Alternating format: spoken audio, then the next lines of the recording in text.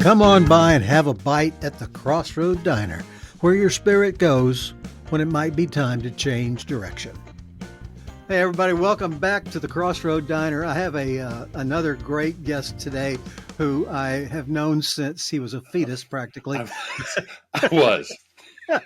You were a little guy. Actually, you were never a little guy, but you were a young. I was a tall, lanky little guy. Say it again. I was a tall, lanky guy. Tall, lanky little guy. Yeah. Little guy. Michael Conway, and I'm going to make you blush, so just cover up your ears. Okay. Michael Conway is probably one of the most talented individuals I've ever worked with.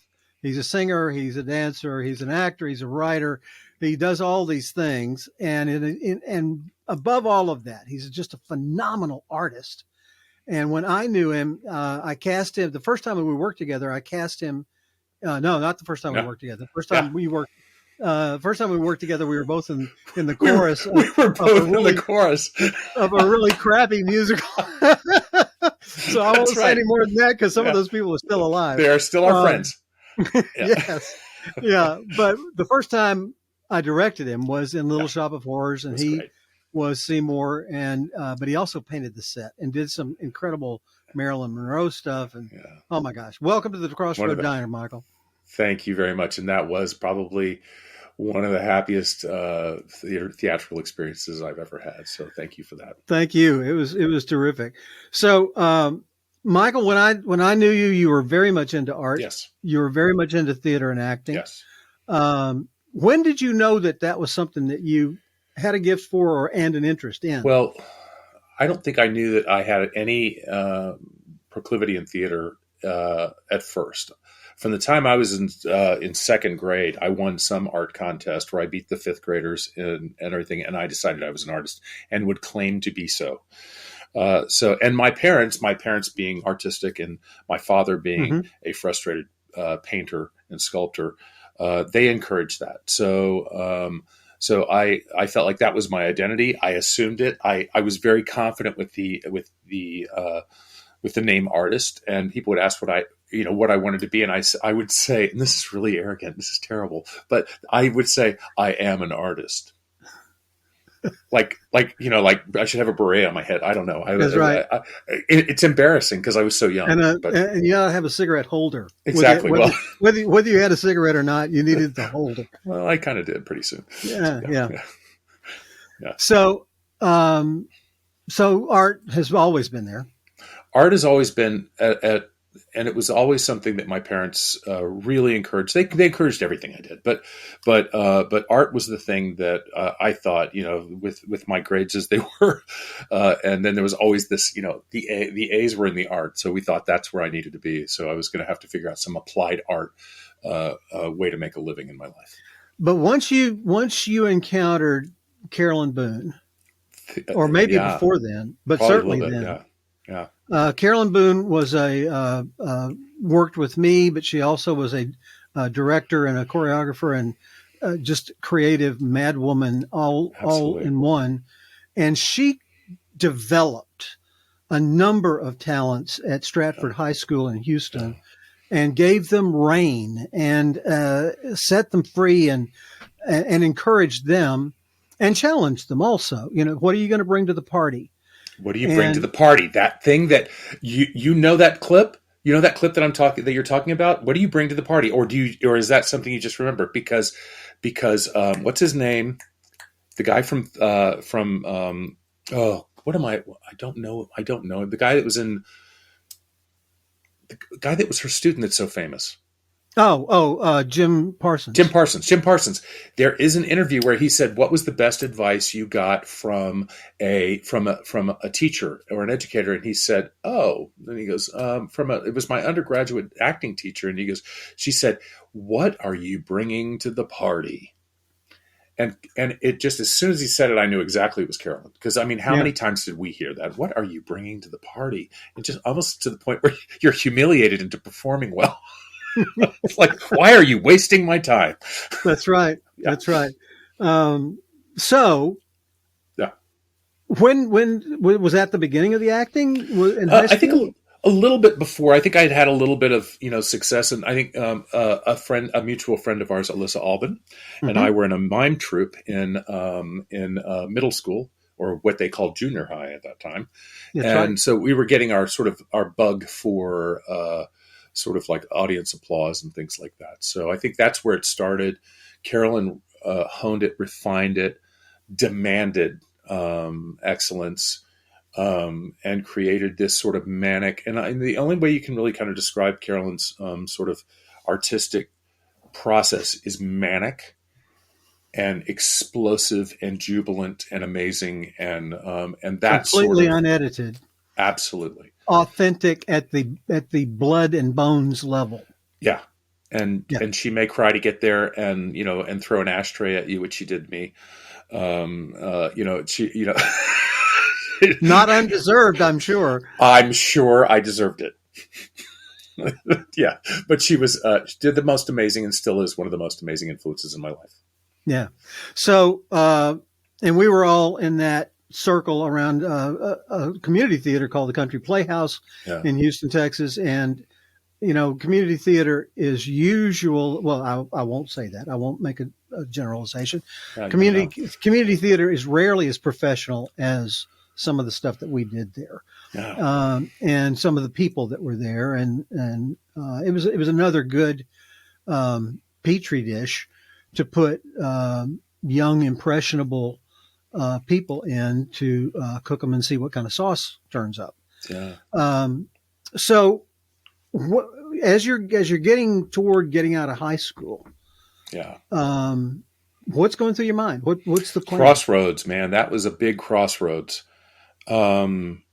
So when you and I were doing that show, I was doing Urban Cowboy with Carolyn Boone. We were dancing in Urban Right. Cowboy during the day in Gilley's in Pasadena, Texas. It was my first film, and we were doing that during the day, and then we were coming and doing rehearsal, and I smelled like a goat. I'm sorry, I know I did, because we'd been in that horrible tin building all day long, That's right. and so And when you and I tried to lift David, I was at your armpit, and I was absolutely I'm horrified.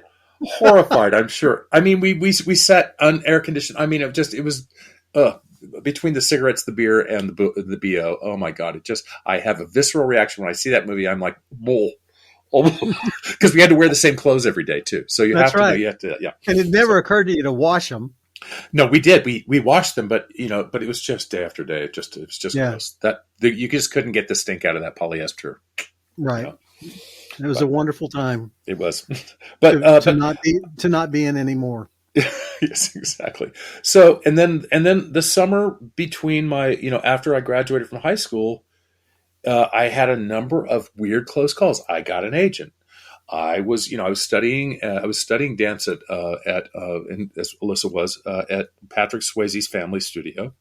Right. And I had a great audition for Bessel Whorehouse in Texas. And then I had a great audition for the movie Taps. It was like, and I kept getting things, and it was very confusing because I'd already decided to go to art school, because I thought, you can't make a living acting. Like, nobody in my world was a famous actor. So, I thought, I didn't know what to, I just thought I need to be a commercial artist. But it was very confusing that summer. And so all these things kept happening. And so I was going off to college, and I remember telling my professor, I said, look, I may have to go back for this audition, but the sort of like the hand of God reached down and turned the 1980 Screen Actors Guild strike on, which lasted a year. And so everything shut down. So it made the decision for me. And where were you going to school? I went to Kansas City Art Institute my first year. Oh, man. I love Kansas City. Yeah, beautiful town. So, all right. So that shut down the acting opportunity, and you focused on being a commercial artist. I did, because once you get into that world, it's a very snotty world. It was a fine art. I was in a very, and I would say that I'm an actor, and then they would be like, really? And so, we're artiste with a capital A's, and so I learned to keep that sort of, Under lid your on hat. that for. I did not tell people. So it's really funny that years later, when I ended up on TV and stuff like that, people were like completely confused because they had no idea that I did this. And but I basically put it to bed. I didn't act at all through college, and it was a good thing because I would have been very, very conflicted. It would have been hard for me to be as good at one thing. So yeah, I mean, and I eventually moved to Otis Art Institute of Parsons School of Design in California when the Parsons had the school in Los Angeles, and I graduated at the top of my class in my major. So I was able to focus because if I had been doing acting, I would have been all over the place. Sure. So I was very lucky to be able to have that sort of hand of God put, sort of change things in my life and made decisions for me. I didn't have to go make really hard decisions. It was later that I had to make hard decisions. Hmm. What was the first really hard decision you had to make? Well, um, I think, going back, well, first, one of the first ones was going back and doing another play because my heart was so empty. And that was the one I did with you. My one of my best friends had killed himself, Yeah. and it really shook us. It shook Yeah. all of our, my high school friends, all of our friends, this tight friend group, to a core, and really kind of said, "What are you doing? Why don't you do things that Why are you following this sort of script that you think you needed to do? Why don't you do something that you care about?" And my parents were so giving and actually, it's my mom. My mom was so giving and great, and I'm so grateful to her. She said, "Just come home, and I'll just take care of you for the summer, and you do this thing that because she knew how much I loved it and how sort of it had changed me. I was much more sort of like kind of reserved, and I was not you know a performer anymore. And so it was a really great opportunity for me to come back and reconnect with who that part of me was. Well, you talk about Alyssa, and Yeah. Alyssa was the choreographer for that show, Yes. and she was my She was wife. pregnant. She was pregnant. Yes, and she was pregnant with my son, Yes. who is now 94 years old. So it was a while ago. It was a But while ago. that death that you remarked on, one of Yeah. the things that happened, I think, as a result of that, is Alyssa became deeply, deeply, deeply committed to her own career in acting, and since she died early Yeah. at 38 with a brain tumor, only you know what was that? Maybe 15 years later. Yeah. It's just so wonderful that she focused, knew what she wanted, went after it every single day. Yeah. You know? I always felt that about Alyssa. I always felt like she knew. It's almost like she knew that her time was limited. She was so Yeah. driven and so directed. I mean, and I always admired that about her. Did you see any of her later work? I've seen it on like Hope Floats, and I saw her in Yeah, Hope well, Floats, hopefully, but I'm yeah, talking about yeah, stage. yeah. She No, I did didn't. some stuff at the University of Houston that was as deep as any river I've ever Well, set a foot in. It was just very impressive. I'll be this in a second. Yeah, I know. We're both going to be there. Um, so so you're doing Little Shop. Yeah, You're thinking about what you're going to do and where you're going to go. yeah. You had a gift card. I mean, a greeting card company for a I spell, didn't you? did. I had I soon after that. I think I got my dream job. And people that are old enough to know what this was, nobody knows because I became an illustrator because I wanted to work for a company called Paper Moon Graphics. And I wish I Yeah. had one here. And it was the card company when cards were cool, not when you used to get them out of a grocery store.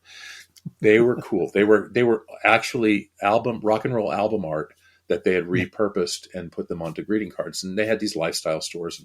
And I became an illustrator because I wanted to work for this company. Right. I called them, and when I was looking at schools in Los Angeles, I called them when I was 17 years old and said, "Hello, can I come and meet your artist?" I was like so stupid, and the woman who later worked for me said, "Nobody's here." Click. But the woman who answered the phone ended up being my in years later. She ended up working for me. So Oh man. yeah.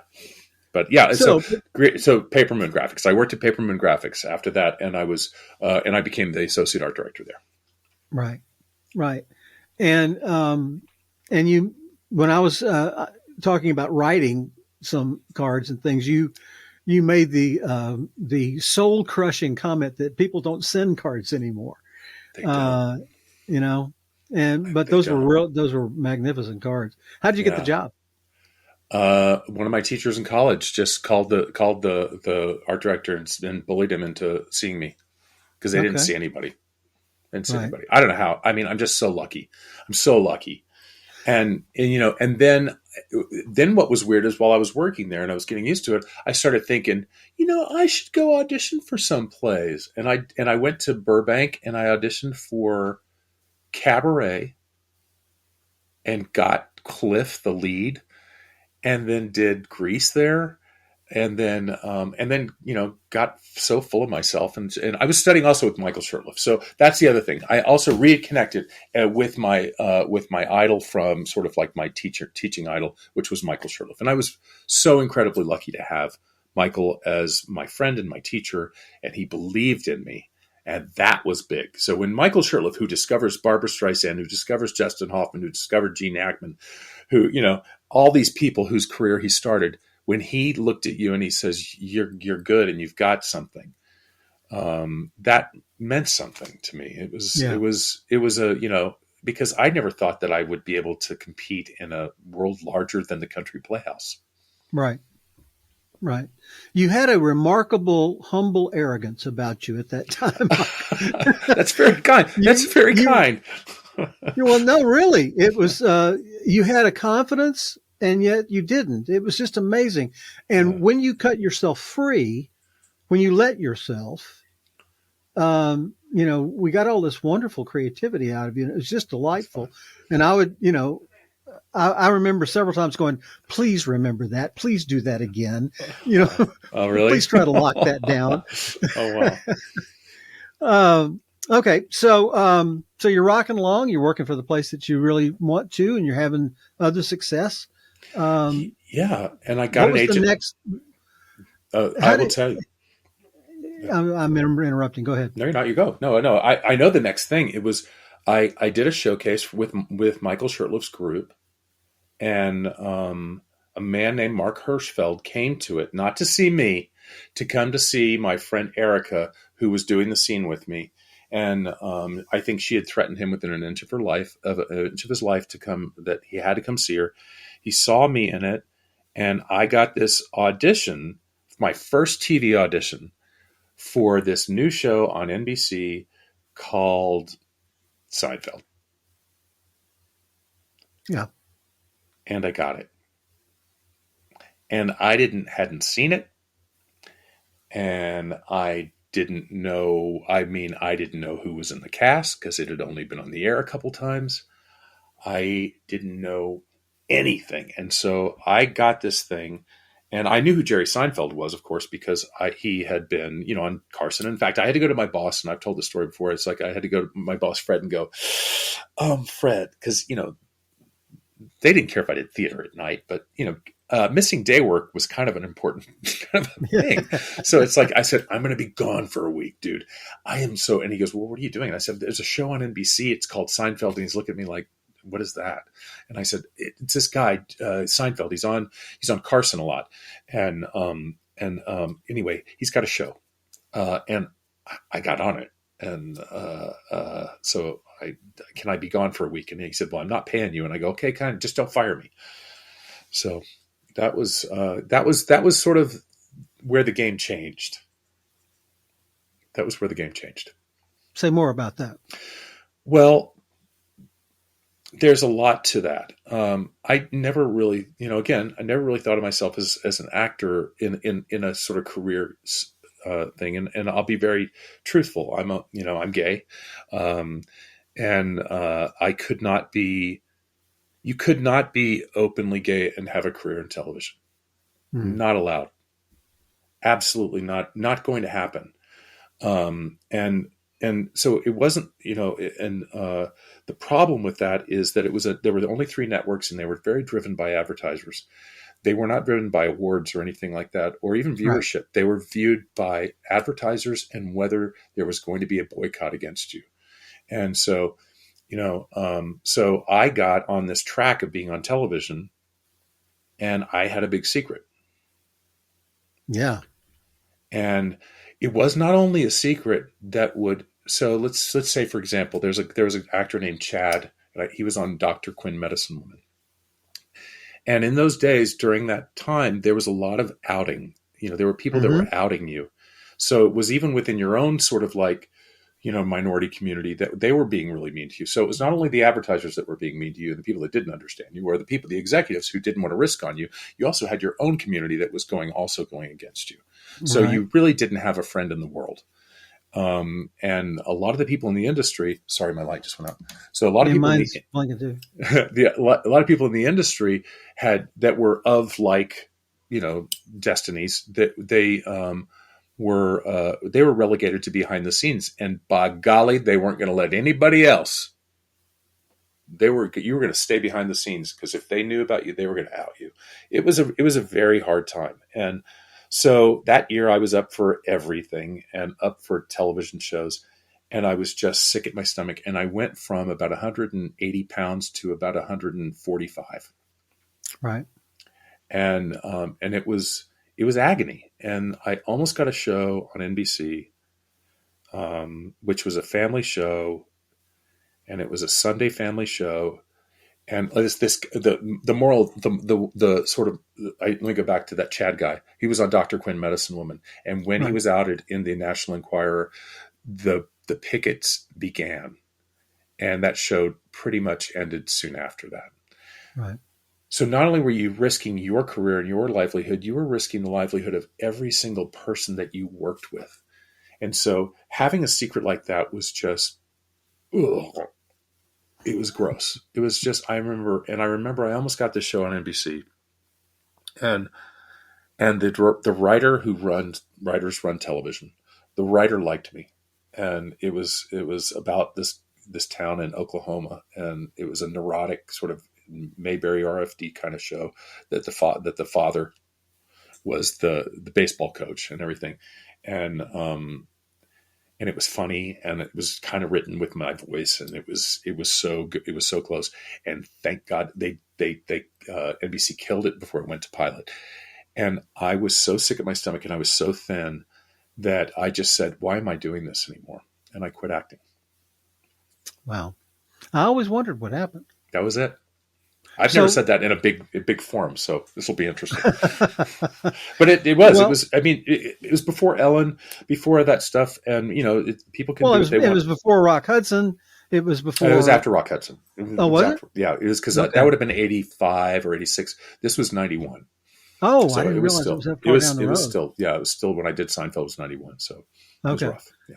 Well, let me ask you this. Hmm. I know that you were dealing with the struggle of hiding, Yeah. but and the impact. But did that really? Were you ashamed of yourself? Was that shame personal, or was that shame purely social? I think in our own development, it's always personal. It's always personal, and that strength comes later. That strength you build that strength later. Uh, I didn't have that, and you don't know whose love is conditional and whose isn't. Oh yeah, Yeah, but until that's until true. yeah, with Straight, everything. gay, Yeah, everything, asexual. I mean, everything. Yeah, yeah. it's you don't know, you don't know, Until it's tested, and when it is, and when it fails, it always comes as a shock. and it's You know, heartbreaking. Yeah, yeah, it is. and It's it's devastating. and also exhilarating, because you find a tribe of people who are so beautifully open, and whose love is so pure that it doesn't matter. So it's Yeah, yeah, and embracing that though, embracing that takes an acceptance it's a of yourself. process. Um, I mean, they go hand in hand. The acceptance helps with the embracing, and it goes back and forth. It's a Yeah. process that bubbles around. Um, so, if you quit acting, you Yeah. were still working at not at Paper Moon. By then, I had started my own greeting card company, and I was doing that in the '90s. So I did that through the '90s through 2000. Okay. So it was All yeah, right. yeah. You have a family. I You've got yes, I you've and I got have a semi-grown children. yes, I have a partner. My husband I met in 1991, 31 years, and we adopted children in 2000. Two children. Oh, Okay. but there was something else. Oh, wait a minute. Before I adopted children. Okay, wait a minute. I did a one-man show off Broadway. I did that. I forgot about that. That I wrote. Oh my gosh. That's right. I did that. I forgot. Yeah, that is the singular most amazing experience I've ever had was doing that show. That show I wrote uh uh while I'd quit acting, and I was like, I would sit outside of my porch and write in my journal, and then I realized that there was this thread line going through this thing, and it was kind of like morning pages. I would, people would be, I fully behind the artist's way and all that stuff and everything, but mine were usually evening pages, but I would write every single day, and I started writing all these weird little stories about growing up in Houston, Texas, with the idea that God hated me, and that was the key thread that ran through it, was that even as a kid I thought that God was going to come get me from thinking that lightning storms were God was mad, and which and or that God's going to get you, and so that was a big part of who I was. And so it was like, it was writing these stories about, wow, this is really, where did this come from? Because my parents were very sort of like, God is love. They were very open, but there was just something inside me that just said, you're bad, and God's going to get you. He's going to find you, and he's going to get you. So, um, And since he and created you, he's not going to have to look very far.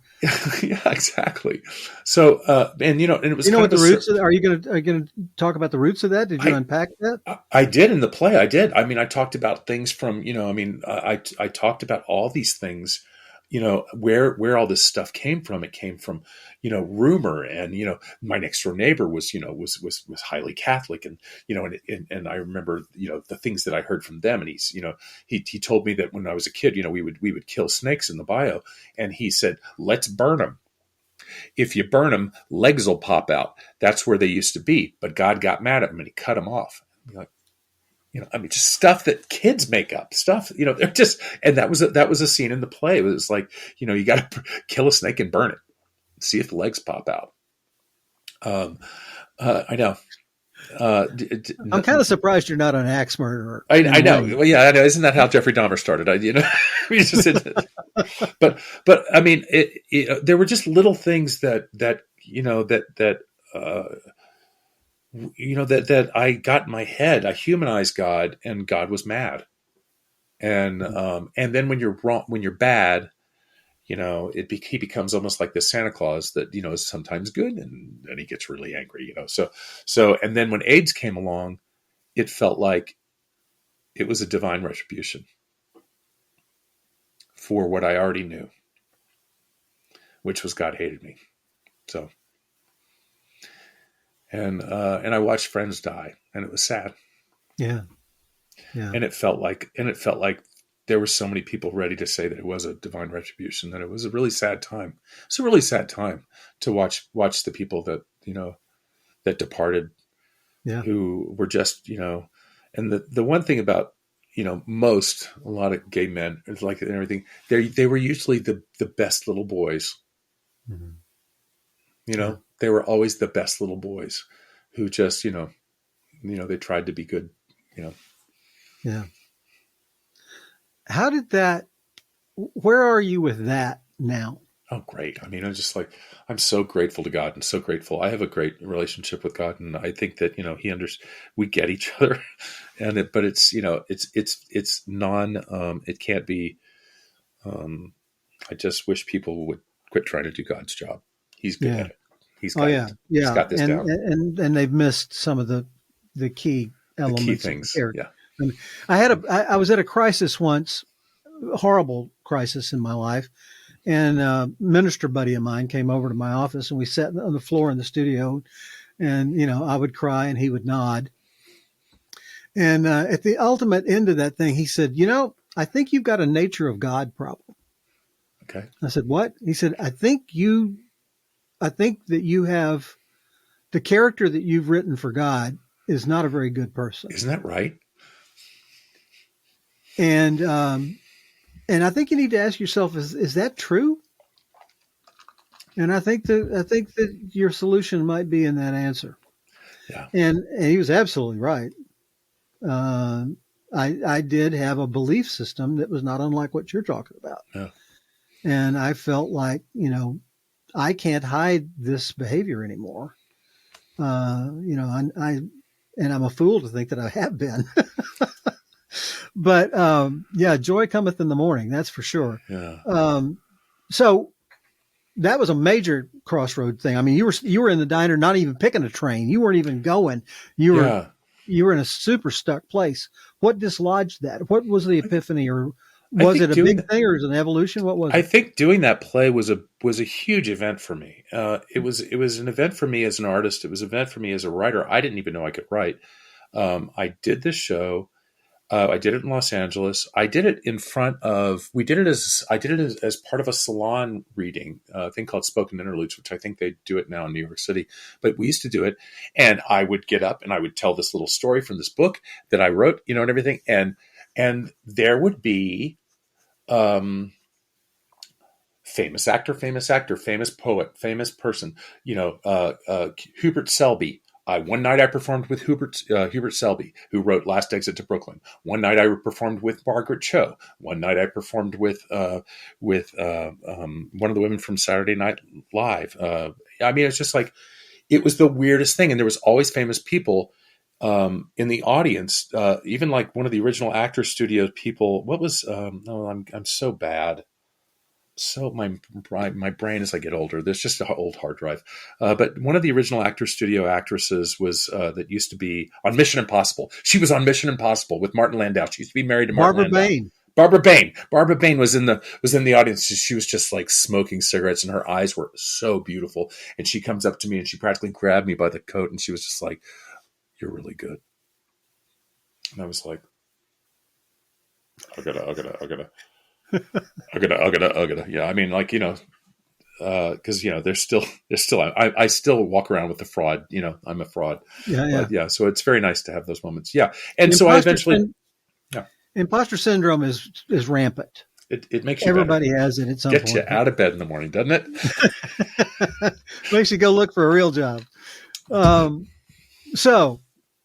you got over that somewhere between 91 and whenever 2000. 2000, yeah. Was that what? That was when I did the show in New York, and I tell you, and it got great reviews in the New York Times. It came out the same week that Hedwig and the Angry Inch, I think, was out. So it was, we were both on off Broadway doing our little shows. Mine was limited engagement. It was great, and it was just, and I knew that at that point. That was like, okay, you're done. This was really, again, I'm always have this love-hate acting with acting. I always have this love-hate thing. I'm always like, okay, now you're done. I'm done. How can anything ever get better than this? And I walked home one night in the snow, and I called my husband, and not a husband, it was a partner at the time. And I said, I'm ready to adopt kids. And within 6 months, we had a child and one on the way. Wow. Fast. I mean, really fast. Well, it is said by many disciplines that once you make a decision, then all those things start lining up in the universe, and So this falls into the real question for me, and you're a very interesting case, because what the diner is about for me is encouraging people who are in a place where what they are doing is not totally authentic to who it is that they are, but it makes sense on a lot of levels, and it's protected and it's safe. Yes. And in their heart of hearts, they know, if I don't ever be who it is that I am, there will come a day when I will wish I had. Okay. And you are talking about this cathartic experience that you created that was artistic and recognized. So it wasn't just your own little, you know, ego out there having a good time. Other people were going, "Ooh, yeah, that rings a bell with me. Right. I get that." And those cathartic things for other people create avenues of freedom. Right. And so I wanted to talk to you, and I wanted to have you on here because when we were together, I knew that you were a little bit tortured, but that torture fed your creativity. Mm-hmm. Um, and and I hated that you had to be tortured to get there, and I wanted to fix it. And I absolutely had. I did not. Not only did I not have the tools, I wasn't even in the county where you were. So, but I have seen a peace come over you and an emergence and a joy and a light that is not edited as it was then. Oh yeah, it was very edited. And I want to know what happened. Was it the play? Well, When did that you decide to just be Mike and let the chips fall? probably a little bit later than that. I mean, and honestly, I think that a lot of people by Ken's passing, because he did commit suicide, and it was so tragic, and he was so young. We were all 25 years old. Alyssa was probably 24. And we would have done anything Thing for to him. save him. And that moment was, 25 is a tough age, man. It just is. But I think his 25 was when he was 17. He had a rough life. He had a very hard life. And I think for us, I think it was the first time we were all facing our mortality. That you don't get a prize at the end of this for doing what other people want you to do. Mm-hmm. No one's ever gonna congratulate you on doing what you think you should have been doing. And I think it started a search to say, look, I don't get another chance at this. I Mm-hmm. better start standing up for myself. And if this is what I want to do, I got to do it. Um, I think it was, I mean, Ken's departure was really the reason I went home and did the show. And I was really scared and sad during that time. And Yeah. it was joyous at the same time. So it was very manic. It was very up and down. Oh yeah. But it was also, I think soon after I got back to Los Angeles, I started taking classes with Michael Sherliff. I started realizing that I was more powerful than all these decisions that I had made for myself, or these Right. expectations. Is that the choice that I had was really was incredibly powerful, and staying in a victim space or a hidden space was never going to be the answer. You needed to, the joy of failing at that point was actually was amazing, rather than the fear of failing. Yeah. Because then that's when you get kind of pushed up against that wall, and somebody you care about that much dies, and you're like, oh my gosh, this is not forever. It really did. He really did. And he also pushed a lot of truths forward about myself, that I could no longer ignore. And so it was a big deal. But out of tragedy, it's how you turn, you either take lemons and make lemonade, or you add vodka, which I've done both. Believe me, I've done both. Well, I have long said it's not shared victory that bonds people, but shared adversity. Yeah. And I've got one of the teachers that I have learned a lot from is Ken Atchity, and he wrote a book called A Writer's Time that I think you would really Oh, enjoy. I'd love that. But one of the things that he says, he's asked the question, there's many careers in life have a ladder. You start here and you go to there and you get this thing and then this happens. And in the arts, that's not quite as evident, and they said, tell me, what's your counsel? What's your advice? How do we go about this? He's, there's four keys to success and you control three of them. Persistence. Yeah. Just keep showing up. Yeah.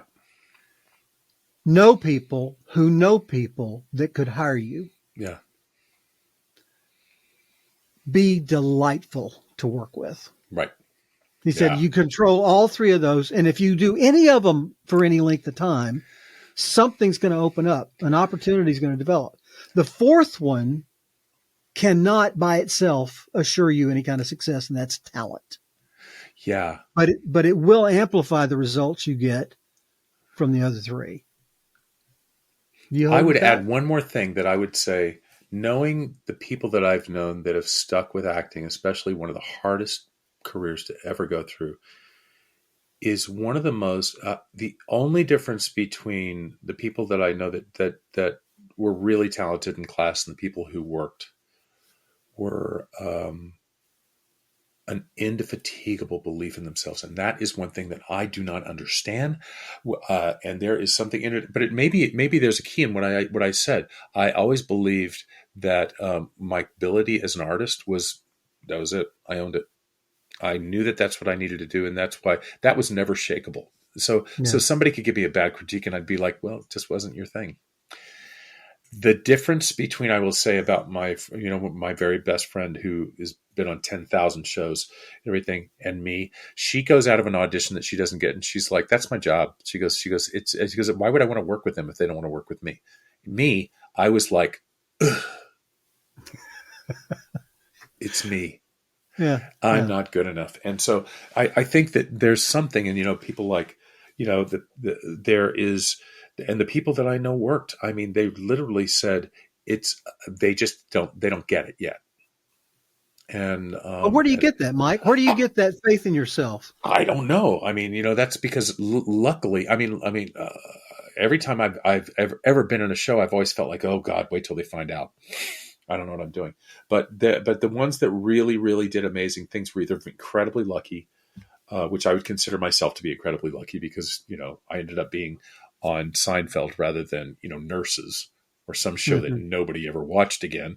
I'm incredibly lucky that's my sort of footnote, former Seinfeld villain, that'll go down. That'll be on my tombstone. It'll be, but, but there were so many other shows that were on, but, the fact that I don't know where people get that, it really is just such it's something that you've got to find within that what you want is so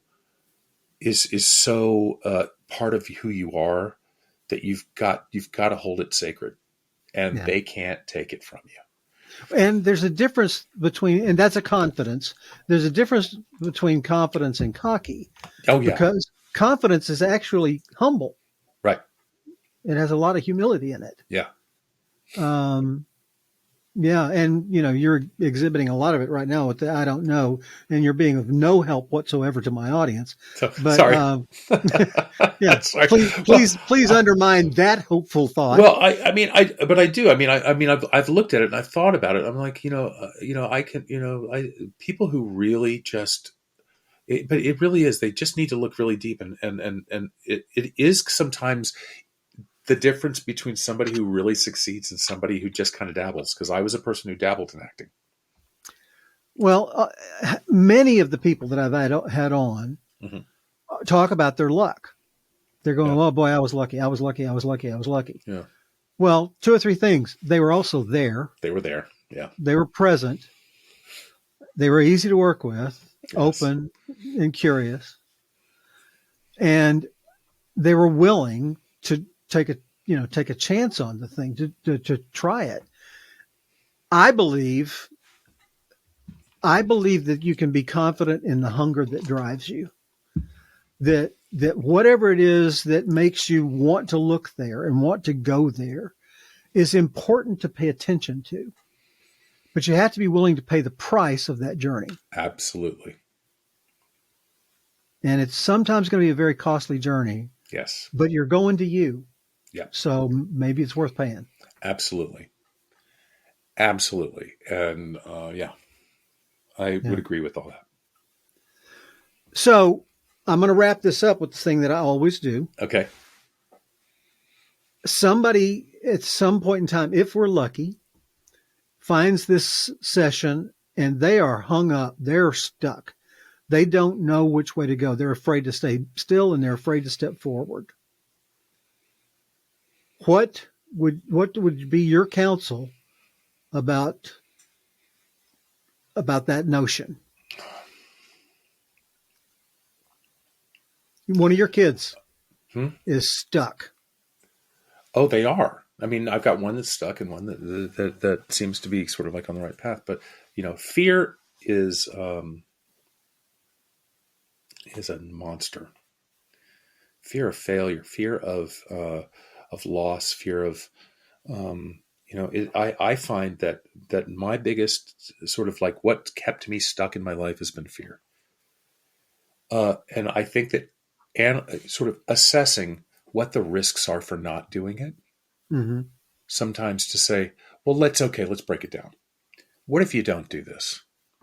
What if or what what if you don't do this? And you don't do what you care about. You go down that list, and then what happens? And then what happens? And then what happens? And then it usually ends up in a very dark place.